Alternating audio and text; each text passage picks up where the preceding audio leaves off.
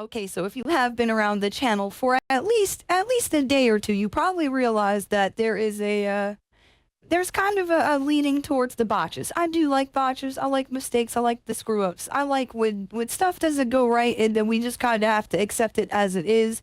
And today we got a video that is botches that made a WWE match better.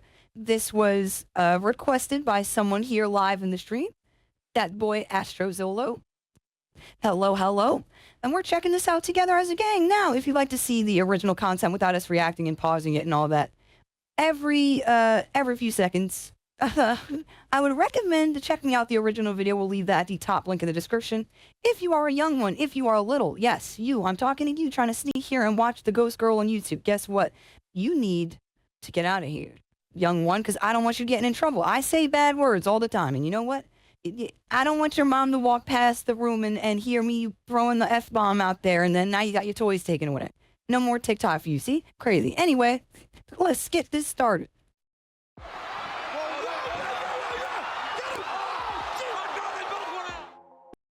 Okay, that one I do recall this being like a somehow, like, how did this happen ass botch? Like, there's no way they actually fell at the same exact time. I do recall that one. That was crazy. Didn't Vince pop out and literally destroy his quads? Because he was so angry. Botches that made a WWE match better.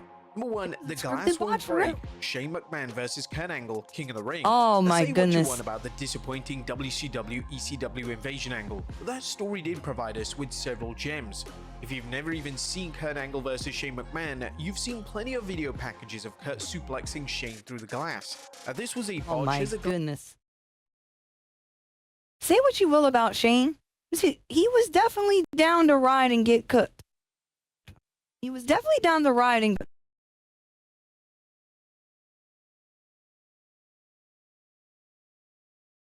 definitely down to get smoked for the business, bro. This shit was definitely one of his traits. I used to go crazy every time he would like drop off one of the structures and do like a super falling elbow drop or something, you know, like as a little kid, that should definitely made me want to get active. It made me want to get glass didn't break on the first try, so Kurt Angle continued to use the suplex until it did. What the botch did was elevate Shane McMahon's character. We knew that he wasn't in the former WWE Champions League, but Kurt doing the belly-to-belly spot over and over again made him come across as a scrappy, wrestler, which is a great component to have in these types of matches. Suddenly, it didn't seem like Kurt had the match easily won because of the toughness of Shane McMahon, and they had fans on the edge of their feet throughout the remainder of it. Unpredictability is wrestling's biggest component. Shooting star presses and shit. Unpredictable in today's landscape, having this shroud of mystery creates intrigue and interest among the fans. Though Shane lost, he earned some newfound respect by taking so much legitimate punishment. Number 2, RVD crushes Triple H's throat, the Elimination Chamber match for the World Heavyweight Championship at Survivor Series 2002. I do remember that. The first ever Elimination Chamber match remains the best even 20 plus years later. What made this match work so well was that each man had a history with Triple H, which made every wrestler feel like a credible threat because everyone was on the level of Triple H. More importantly, these guys had excellent chemistry with one another. Of course, the Elimination Chamber match was far from perfect. Hell, it wouldn't even be on this list if it was. That brings us to the infamous 5-star frog splash that RVD hit, crushing Triple H's throat. Triple H was already a bloody mess. God. These wrestlers are definitely like, I keep saying this in the comments because it's so true. These guys are like bigger than they look on like camera, right? Like it's hard to really gauge that some of these dudes are like really fucking tall. Like I think one fact, this might be a fact, it might not. I think it was in one of the wrestling games. They had Jeff Hardy listed as like 6'2".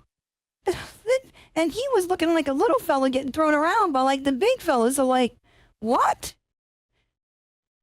With that height, gotta come some weight. So someone dropping from however high and landing me first on your throat? I don't know, man. I don't know. But the Elimination Chamber was billed as a violent and dangerous match, and that unexpected injury upped the ante of that element. A danger and violence is a sly storytelling element that keeps the audience invested in matches like Oh these. my If the fans didn't believe in the action, then they wouldn't invest in the story or gimmick. Wrestling is like a fantasy where we need to connect with everything that's going on between those ropes. While I'm sure Triple H would Bando prefer is not to have his crazy, throat right? Like, crushed, these that motherfuckers one are moment huge. helped propel that great match They're into fucking something huge. incredible. Number 3, Brock Lesnar botching the shooting star press WrestleMania 19. Now you've seen this botch time and time again, yet Lesnar vs Angle is still listed as one of the best WrestleMania events in the 21st century. There's no doubt that it was cool to see such a behemoth pull off one of the best high-flying moves in pro. Ah, man. Did he go to flip too late? Did he go to, like, if it rotate backwards a little too late there? He'd done this like a million times before then, is the crazy part. He's done the shooting star press a bunch of times. But, you know, like we always say anytime we see like one of those boxes like that, it could be some super insignificant shit you weren't like expecting at all that just derails you or gets you out of there. Like, I know there was one of the injuries to Seth Rollins where he did like was it like a house show thing? He was gonna do like a sunset flip power bomb or something like that. It's some regular basic shit he always does in the corner, bro. And his leg just got fucked. Like, these guys go out there and put their bodies on the line every time, man. Every time. Televised or not. Century. There's no doubt that it was cool to see such a behemoth pull off one of the best high-flying moves in pro wrestling, but what this botch did was add drama to a match that somewhat needed it. And we all know that Brock Lesnar was winning here. This is Kurt frickin' Angle, so he was already a certified main event star. But this was a passing of the torch moment for Lesnar's babyface run. It was clear that something went wrong given how much of a sell job Lesnar was doing. This was a genuine moment where it seemed that Kurt Angle could actually win. Selling. Sure, the illusion was crushed 10 seconds later when Brock Lesnar hit his third F5 and pinned Kurt, but that botch gave Lesnar a vulnerability that was missing throughout the match. Without that botch, it still would have been a great match, but it elevated into something far more memorable because it added drama and I think he like went backstage and was throwing up and shit afterward. Predictable. Like, yeah, he definitely forgets a cue to stop Eddie, SummerSlam 2005. The Eddie Guerrero-Rey Mysterio feud in 2005 where the fuck is was the very definition of sports entertainment at its finest. For sure, wow, it was ridiculous. Oh my god. There was a lot of match. Yo, who would have guessed that little Dominic Mysterio would go on to join the company? Who would have fucking guessed, bro? This shit had too many layers as a kid. This had too many layers as a kid. As a kid watching this, I was like, I really don't want Dom to go with Uncle Eddie. Uncle Eddie seems like a bad guy. I feel like I was all in, bro. Shit, I was all in. That's so crazy, man. That's one of the really cool, unique things about WWE or like wrestling in general. Like, you can really track like a lot of the generational talents of like the lineages and all that. And it's crazy to have like, yo, by the way, you probably don't know this. I came to see your first show when I was 14 years old. I think that's the story with who was it? Was that like AJ Lee and Lita? Something like that. It's like they def got like little AJ Lee just on camera somewhere. That shit crazy. Match for the custody of Dominic. All the pieces of the puzzle fit into this melodrama. The ladder match wasn't about spots, it was about storytelling, which is why Vicky missing a cue to stop Eddie only helped the match further. And when Eddie was struggling to get the briefcase off, Mysterio and Eddie masterfully improvised a spot, and Eddie's reaction once he hit the mat was great. Oh my god. Frustrated and legitimately upset fit his character to a T, as the whole reason this feud started was because Eddie couldn't beat Ray. However, if you heard the close-up of Eddie shouting about Vicky missing a cue, then it would break kayfabe for the most. But WWE was clever enough not to get too close to Eddie's angry rant, and it made his actions seem in line with the overall story. An incredible and emotional ladder match that managed to overcome the silliness of its soap opera angle. Still falling on those tight-ass ropes. Fails to catch The Undertaker, WrestleMania 25. Oh, this spot makes me wince every time I see it. This was almost the fucking end, bro. Oh my god. Now, The Undertaker vs. Shawn Michaels is a flawless match. Now, granted, Sim Snooker may not feel that way because it was a match that got him fired, but the botch dive from Taker onto the cameraman helped heighten the drama between the two veterans. Now, for those who don't know, my fucking god, dude. The Undertaker is like 6'10", by the way. Joe. Almost fucking destroyed himself. Jeez, man. Taker onto the cameraman, help heighten. Oh my goodness, man.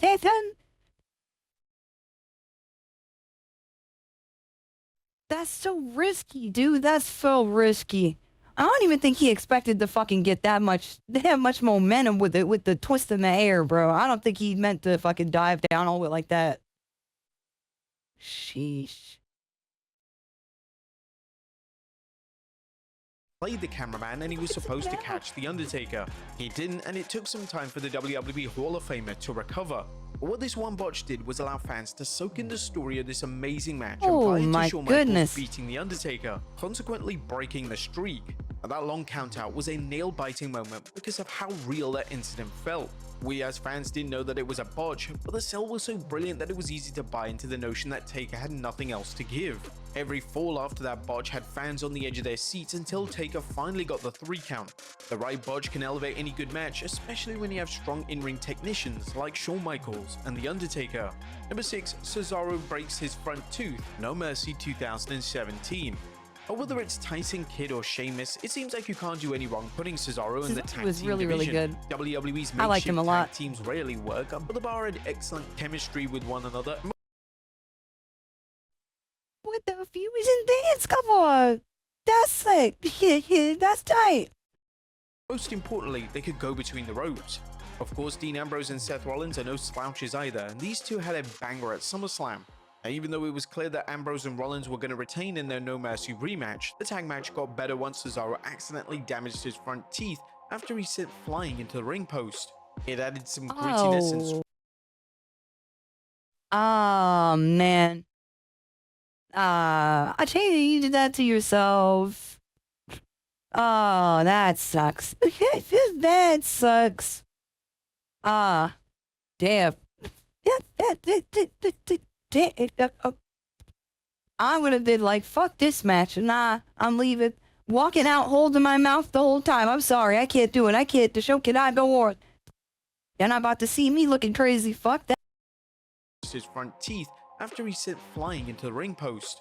It added some grittiness and spark to the match, and there was a moment where it felt like the bar would actually regain these belts. But this injury helped put over Cesaro's character and made him look like a total badass fighting through the pain to win back belts WWE have told us were worthless for years. When you have moments of men or women too much moves that require you to have an open mouth, man. Match, it puts over the value of those belts tremendously. It also gives a character some dimension that every story demands. This is one of the best tag team title matches in modern era of wrestling. Number 7, the 2024 Women's Money in the Bank ladder match. The 2024 Women's Money in the Bank ladder match is a continuous car crash you can't turn your eyes away from. Funny. Baby girl. I know you did not just almost decapitate yourself. Women's Money in the Bank ladder. Honey.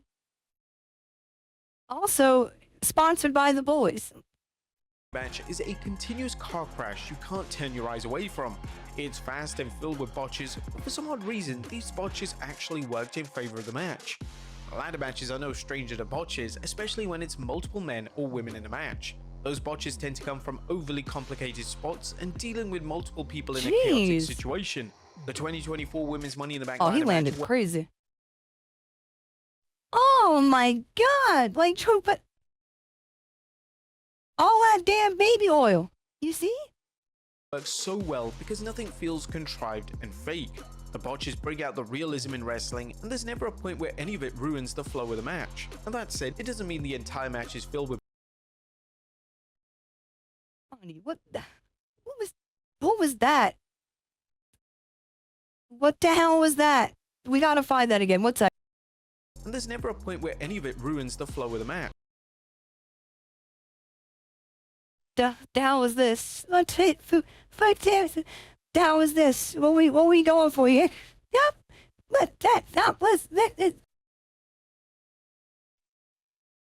Oh my goodness. And that said, it doesn't mean the entire match is filled with botches, as there are a couple of memorable sequences, including the excellent ending of Chelsea Green being pushed off the ladder by Tiffany Stratton. Is it the best ladder match you'll ever see? Well, not even close. But it's a great example of a chaotic match that works well in its own way. At number 8, Drew McIntyre is accidentally busted open Hell in a Cell 2024. Now, this is the match that made Hell in a Cell cool again. Now, don't get us wrong, we've had several gems like Triple H and Taker and Edge and Taker, but the concept itself has been destroyed by the stupid gimmick pay-per-views that weaken Hell in a Cell's reputation. Drew McIntyre and CM Punk are in the running for the best feud of the year. The promos and storytelling were top-notch, and their final match ended on a superb note. However, the botch comes from McIntyre being busted open by a toolbox. Now, according to rumors, Punk was the only one who was supposed to bleed, but McIntyre's bleeding further cemented just how personal this feud was, and it backed up Punk's mental state leading into the match. More importantly, it brought back the danger and violent element of the Hell in a Cell that's been missing for quite some time. I actually did not see any of this. Blood can be a powerful storytelling tool when it's used correctly. Since it's rare to see color in the WWE these days, it makes a match or segment stand out when it actually happens. But there you have it, folks. 8 botches that made... Sorry, that was actually sick. This video was tight. That was a pretty good recommendation. I'm not gonna lie, Astro. Appreciate you. If you guys want to watch the content on the original channel that posted it, it will be the top link of the description. Here on stream, we might end up watching some of these matches that we can't quite post on YouTube. So if you guys want to hang out on the Twitch channel, you can find that link in the description that's spammed at the bottom of every description, even on the older videos. Yeah, them botches definitely did elevate those matches. I got respect for these guys, like I say all the time. That shit is it's kind of saucy. I might have to watch some more botch compilations to make myself feel better about being buns. I'm scared. I would never take a bump like that. You know the type of bump I would do? I want to do the celebrity Snoop Dogg bump. I just pop up, hit somebody with a spear, and they pretend they died. Like, yeah, Cratewraith did it. Yeah, look at me. I'll see you guys in the next video.